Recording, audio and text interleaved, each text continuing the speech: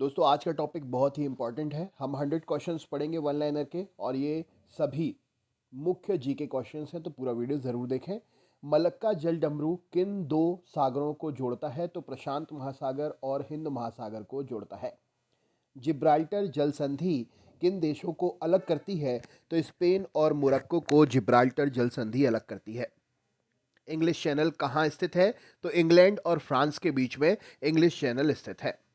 10 degree channel किसे अलग करता है? तो स्पेन और मोरक्को को 10 डिग्री चैनल अलग करता है। इंग्लिश चैनल कहाँ पर स्थित है? तो इंग्लैंड और फ्रांस के बीच में स्थित है। 10 डिग्री चैनल किसे अलग करता है? तो अंडमान को निकोबार से अलग करता है। ग्रेट चैनल किसे पृथक करता है? तो ग्रेट निकोबार को सुमात्रा द्वीप से अलग करता है। किस जल डमरू से सुरंग निकाली गई है? तो डोवर जल डमरू से सुरंग निकाली गई है। डोवर जल डमरू से निकाली गई सुरंग किन दो देशों को जोड़ती है? तो यूनाइटेड किंगडम और फ्रांस को जोड़ती है। लूजोन की संधि किन दो सागरों को जोड़ती है? तो दक्षिण चीन सागर और फिलीपींस सागर को लूजोन की संधि जोड़ती है। डेनमार्क की संधि किन दो सागरों को जोड़ती है? तो उत्तरी अटलांटिक एवं आर्कटिक महासागर को जोड़ती है। डोबर की संधि किसे जोड़ती है? तो इंग्लिश चैनल और उत्तरी सागर को जोड़ती है। डोबर संधि कहाँ पर स्थित है? तो है इंग्लैंड और फ्रांस के बीच में स्थित है। कुक जल संधि कहाँ है? तो यह न्यूजीलैंड में स्थित है। सुंडा की संधि किन सागर को जोड़ती है? तो जावा सागर और हिंद महासागर को सुंडा की संधि जोड़ती है। सुंडा की संधि कहाँ पर स्थित है? तो यह इंडोनेशिया में स्थित है। टोकरा की संधि कहाँ पर है? तो यह जापान में है। दोस्तों संधि वो स्थान है, मतलब जो दो महासागरों को जोड़ने का या दो जलाशयों को आपस में जोड़ने का काम कर रहे हैं, इसीलिए यहाँ पर संधि शब्द प्रयोग किया जा रहा है ना। टोकरा की जल संधि किन सागरों को जोड़ती है? तो टोकरा की जल संधि पूर्वी चीन सागर और प्रशांत महासागर को जोड़ती है। हडसन की संधि कहाँ पर है? तो यह कनाडा में स्थित है। सबसे प्राचीन चट्टान कौन सी चट्टान होती है? तो आग्नेय चट्टान सही उत्तर है। आग्नेय चट्टान किससे बनती है? तो गर्म लावा के ठंडे होने से आग्नेय चट्टान बनती है। मोह स्केल से किसका मापन किया जाता है? तो चट्टानों की कठोरता का मापन मोह स्केल से करते हैं। पृथ्वी पर लगभग कितने प्रकार के खनिज पाए जाते हैं? तो लगभग 2000 प्रकार के खनिज पाए जाते हैं। जिन खनिजों से चट्टानों की रचना होती है उनकी संख्या क्या है? तो लगभग 20 प्रकार के खनिजों से चट्टानों की रचना होती है। जानवरों, वनस्पतियों और सूक्ष्म जीवों के अवशेष किस प्रकार की चट्टानों में पाए जाते हैं?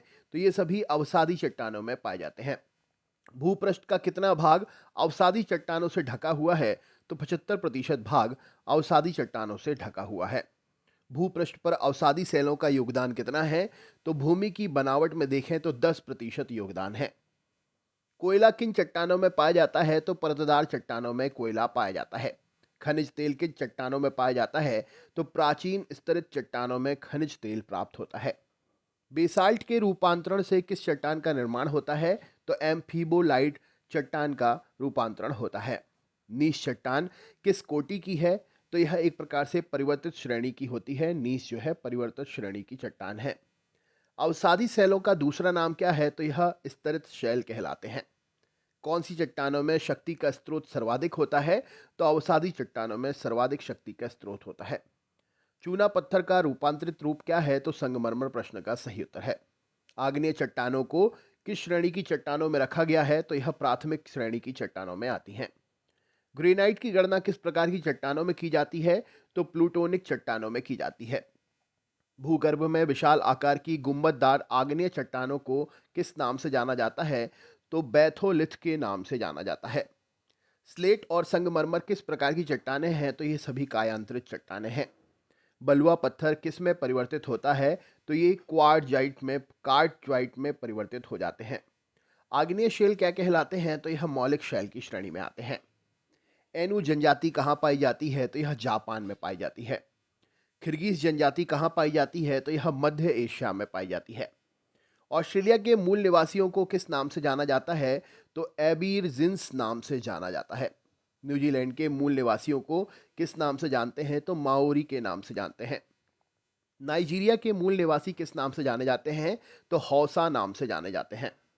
कौन सी जनजाति नील नदी घाटी क्षेत्र में रहती है? तो फैलाह जनजाति सही उत्तर है। एस्किमो लोगों का ग्रीष्मकालीन निवास क्या है? तो इसे हम ट्यूपिक कहते हैं। एस्किमो का मुख्य व्यवसाय क्या होता है? तो आखेट और मत्स्यन करना। कौन सी जनजाति वृक्षों पर निवास करती है? तो पिग्मी जनजाति वृक्षों पर निवास करती है। किस जनजाति के लोग सर्वाधिक सर्वभक्षी की श्रेणी में आते हैं? तो बुशमैन जनजाति के लोग सर्वभक्षी की श्रेणी में आते हैं। कौन सी जनजाति पूर्णतः शाकाहारी है? तो सेमभाग जनजाति पूर्णतः शाकाहारी श्रेणी में आती है। पिग्मी के कहाँ के निवासी हैं? तो पिग्मी अफ्रीका देश के निवासी हैं। पिग्मी किस नदी घाटी में निवास करते हैं? तो कांगो नदी घाटी में पिग्मी जनजाति निवास करते हैं। शिकार के लिए हार्पून का प्रयोग कौन सी जनजाति करती है? तो एस्किमो जनजाति हार्पून का प्रयोग करती है। उभियाक क्या है? तो एस्किमो लोगों की शिकार करने की नौका उभियाक कहलाती है।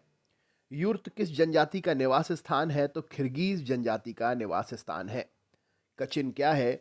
तो म्यांमार की एक जनजाति का नाम है। किस जनजाति के लोग दूध को खट्टा करके पीते हैं? तो किर्गिज प्रश्न का सही उत्तर है। विश्व की सबसे बड़ी झील कौन सी है? तो कैस्पियन सागर सही उत्तर हो जाएगा।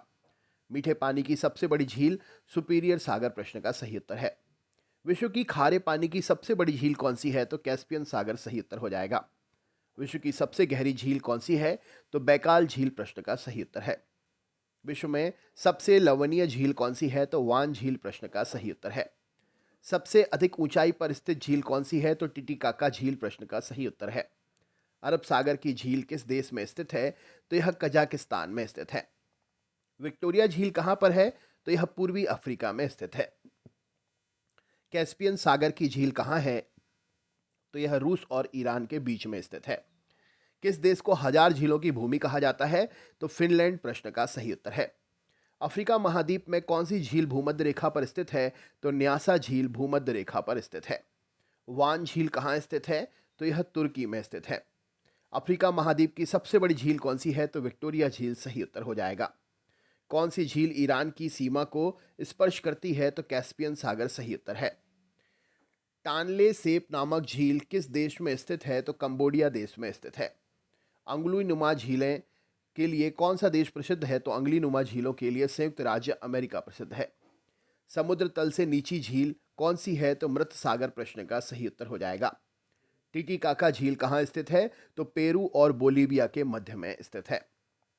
क्षेत्रफल और आयतन के आधार पर विश्व की सबसे गहरी झील कौन सी है? तो कैस्पियन सागर सही उत्तर है।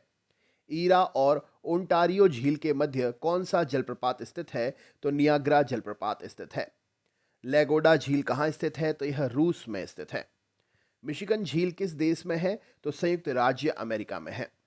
विनीपेग झील कहाँ है? तो यह कनाडा में स्थित है। ग्रेट स्लेव झील कहाँ है? तो यह भी कनाडा में स्थित है। जल के आयतन के आधार पर विश्व की सबसे बड़ी नदी कौन सी है? तो अमेजन नदी सही उत्तर हो जाएगा।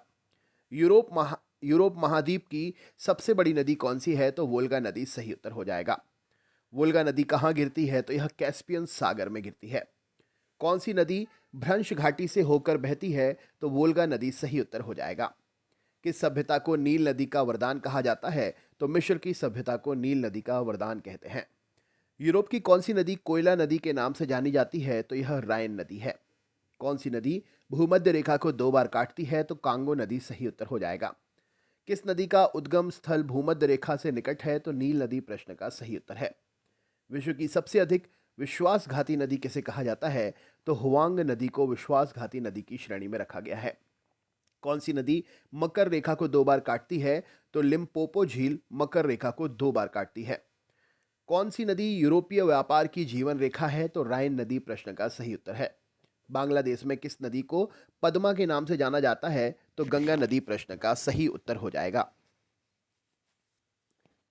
अगला क्वेश्चन है, किस नदी को तेल नदी कहा जाता है? तो नाइजर नदी को तेल नदी कहा जाता है। रूस की सबसे महत्वपूर्ण नदी कौन सी है? तो वोल्गा नदी प्रश्न का सही उत्तर है। लाल नदी किस देश से होकर बहती है? तो यह वियतनाम से होकर बहती है। मर्रे डार्लिंग नदी कहाँ बहती है? तो ऑस्ट्रेलिया में बहती है।